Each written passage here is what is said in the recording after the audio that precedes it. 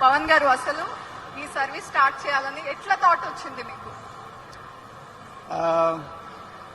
దానికంటే ముందు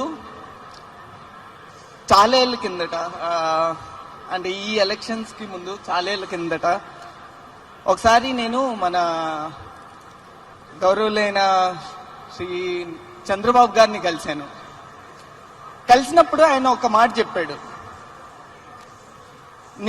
తను ఎప్పుడు ఆలోచించేది ఎప్పుడు తెలుగు వాళ్ళని ప్రపంచం మ్యాప్ మీద ఎలా పెట్టాలి అని.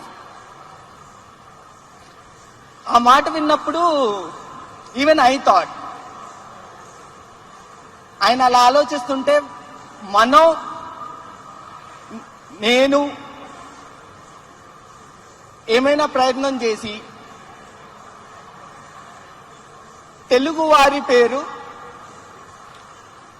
మొత్తం భారతదేశం మొత్తం ఎట్లా వ్యాపించేటట్టు చేయొచ్చని మొదలు పెట్టాము 2015లో. ఈరోజు ర్యాపిడో భారతదేశంలో 100 సిటీస్ పైగా మేము వ్యాపించున్నాము. Let's give a big hand.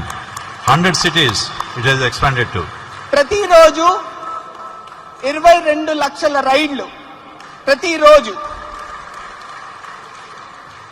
అందులో 30% అమ్మాయిలు వాడతారు.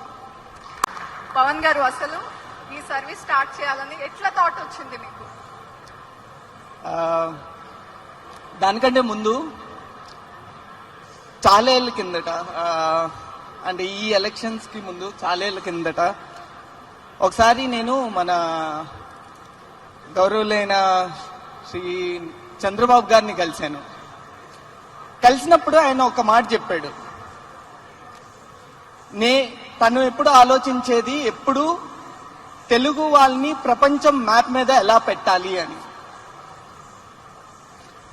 ఆ మాట విన్నప్పుడు ఈవెన్ ఐ థాట్, ఆయన అలా ఆలోచిస్తుంటే నేను ఏమైనా ప్రయత్నం చేసి తెలుగు వారి పేరు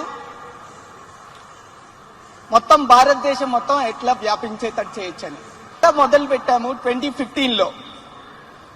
ఈరోజు ర్యాపిడో భారతదేశంలో 100 సిటీస్ పైగా మేము వ్యాపించున్నాము. Let's give a big hand. 100 cities it has expanded to.